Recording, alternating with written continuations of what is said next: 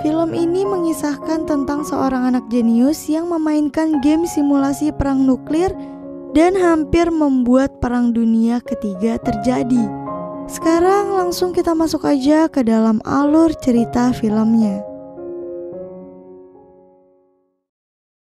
Film ini dimulai dengan menampilkan dua orang pria yang menerjang badai dan ditugaskan untuk datang ke sebuah markas rahasia angkatan militer Amerika Serikat. Setelah itu mereka pun masuk ke dalam sebuah ruangan kendali dan diminta untuk meluncurkan sebuah rudal atau misi. Setelah beberapa saat, salah satu di antara keduanya menyadari bahwa ada yang tidak beres dengan tugas tersebut. Jika mereka meluncurkan misi tersebut, maka hal ini dapat mengakibatkan 20 juta orang meninggal dunia. Ia pun menolak melakukan perintah dan segera menelpon atasannya. Namun sayangnya tidak ada yang menerima telepon itu. Di satu sisi, rekannya mendesak agar ia segera melakukan perintah.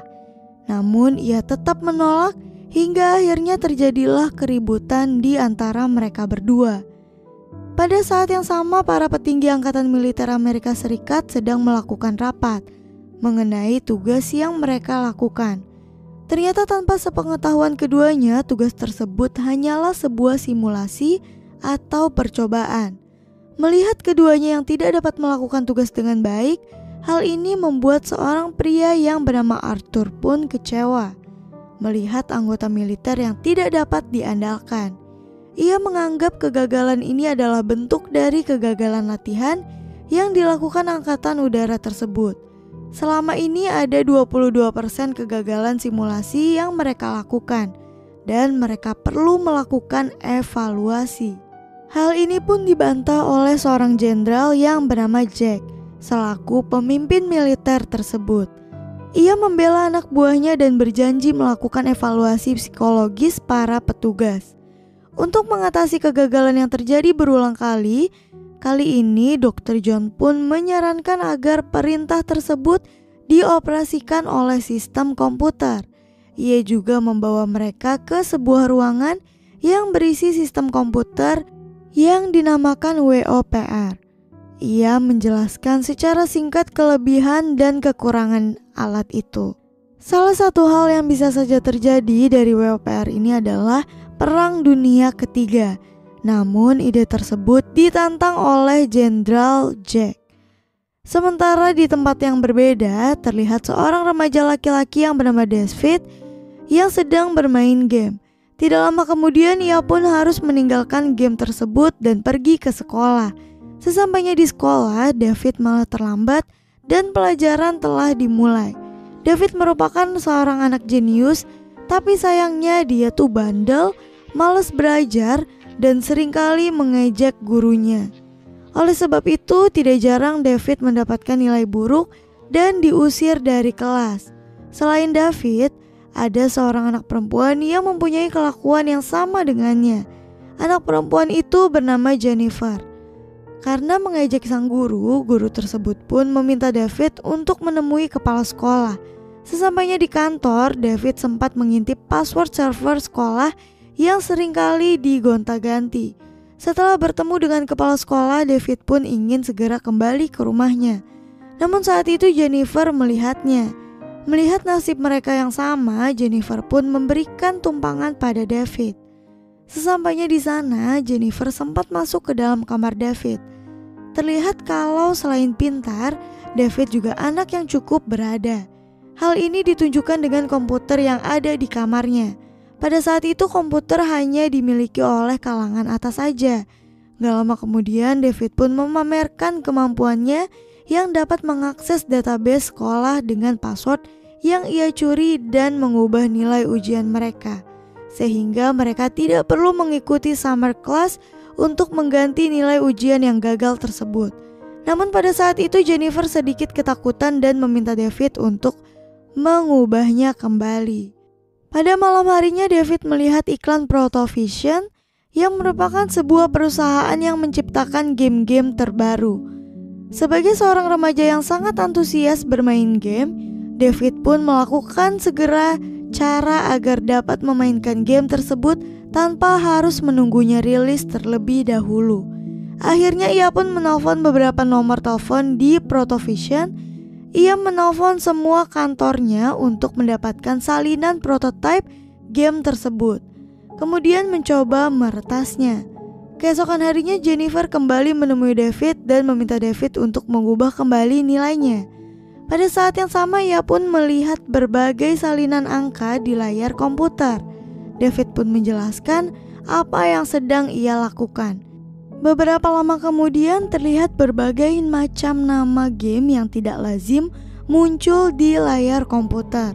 David yang menyadari hal tersebut segera melakukan print out dan menemui temannya yang bernama Jimmy. Akan tetapi sayangnya Jimmy sama sekali tidak tahu apapun mengenai daftar game tersebut.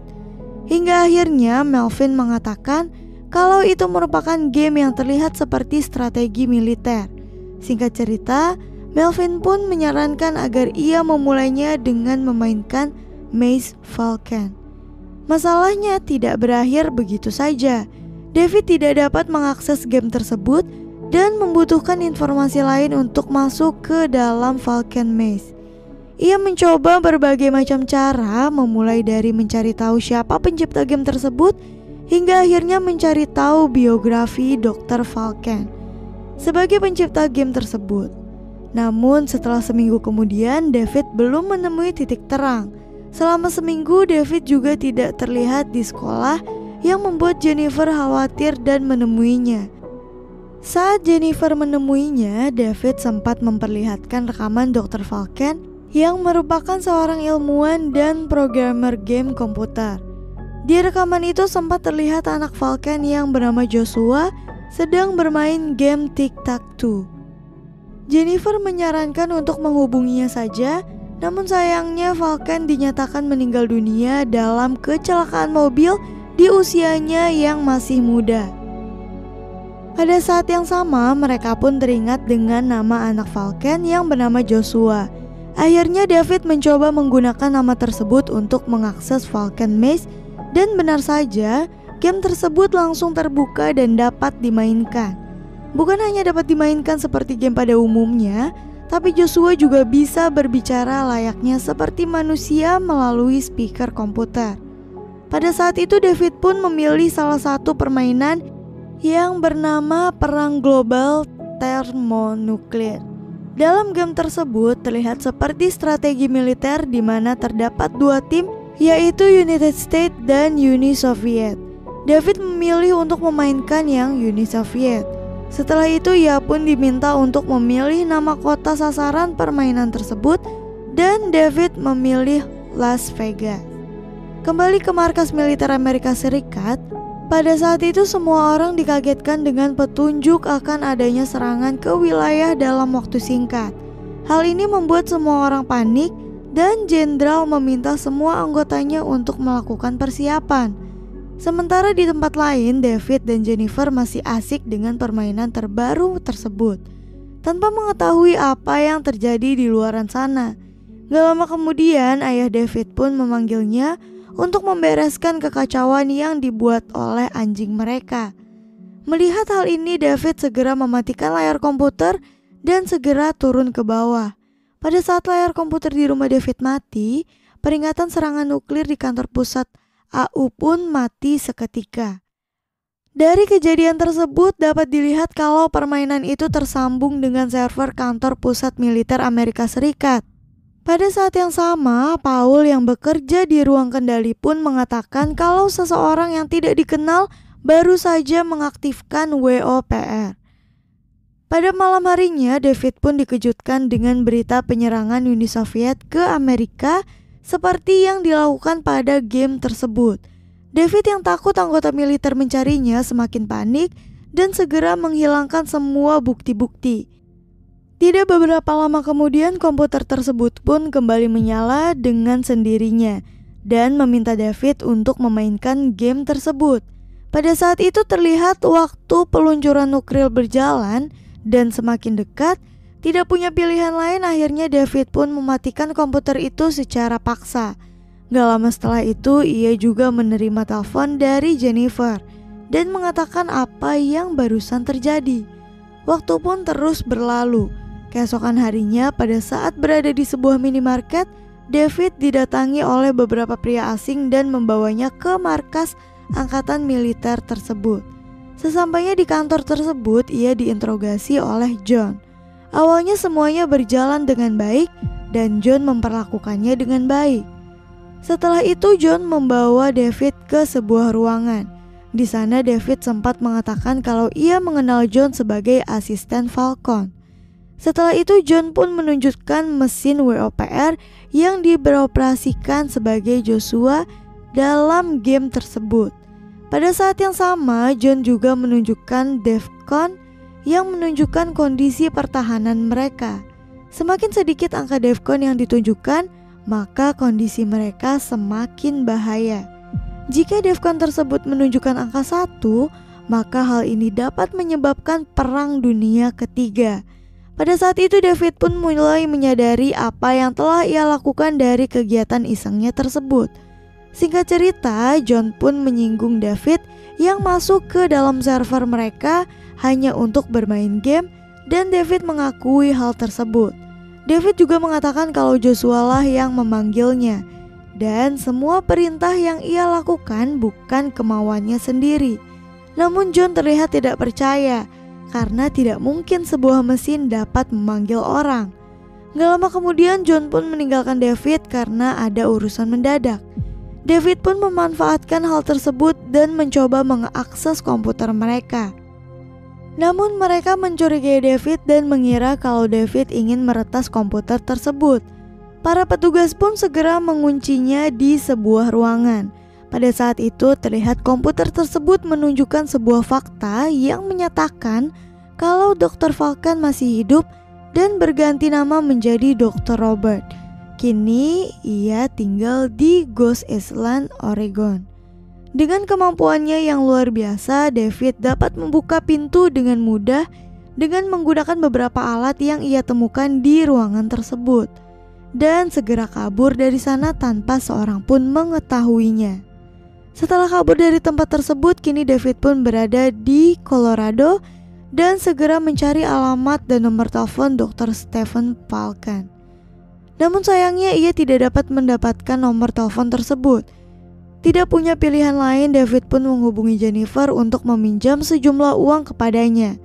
Setelah beberapa lama kemudian, terlihat David yang baru saja turun dari pesawat dan bertemu dengan Jennifer yang memang ia sengaja menemuinya karena merasa khawatir dengan David. Setelah itu mereka pun naik kapal feri dan pergi menuju rumah Dr. Falcon.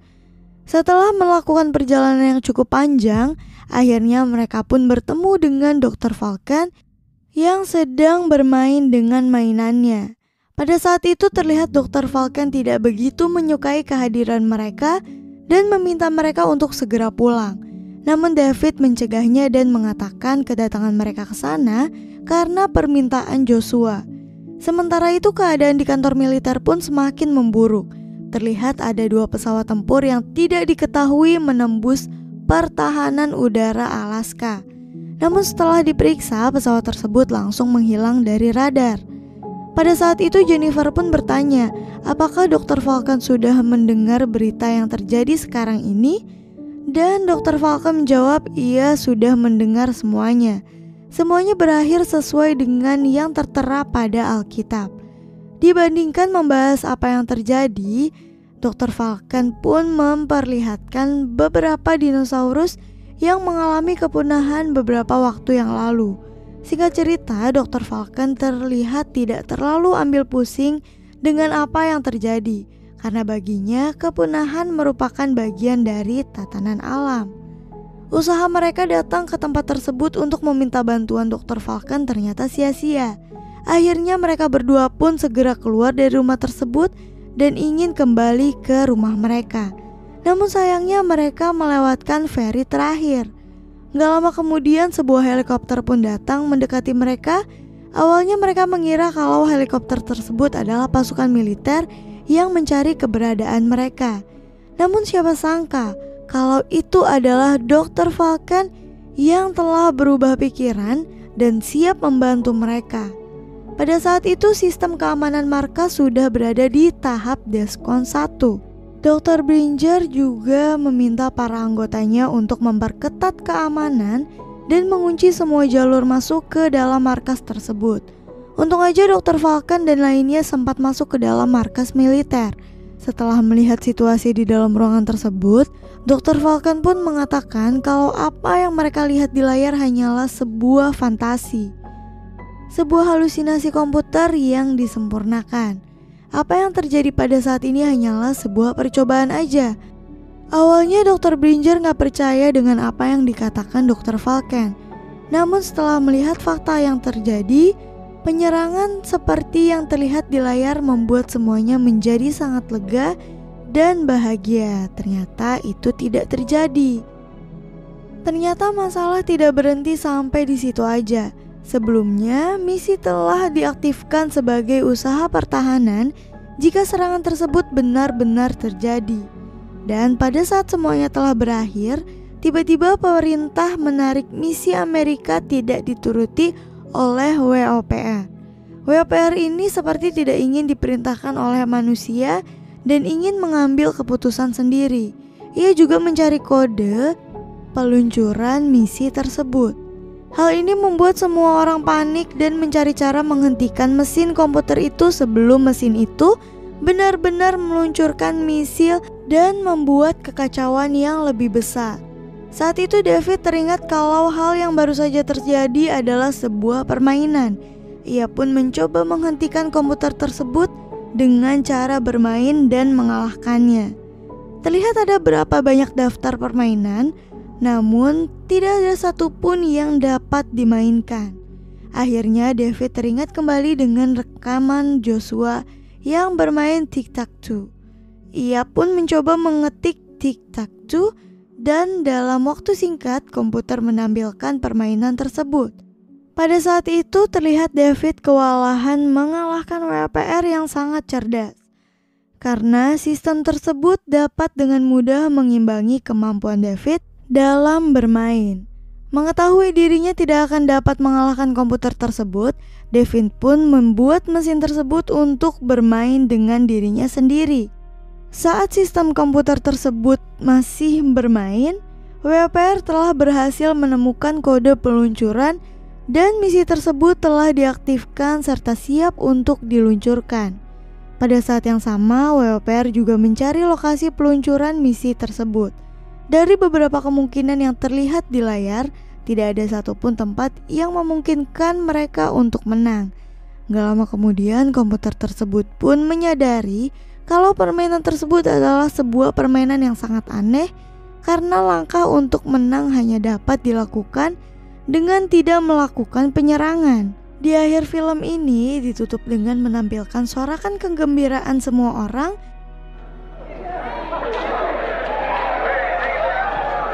karena akhirnya mereka dapat menghentikan sistem komputer yang dapat mengakibatkan Perang Dunia Ketiga tersebut. Dan film pun selesai. Mohon maaf apabila ada kesalahan dalam video ini. Terima kasih.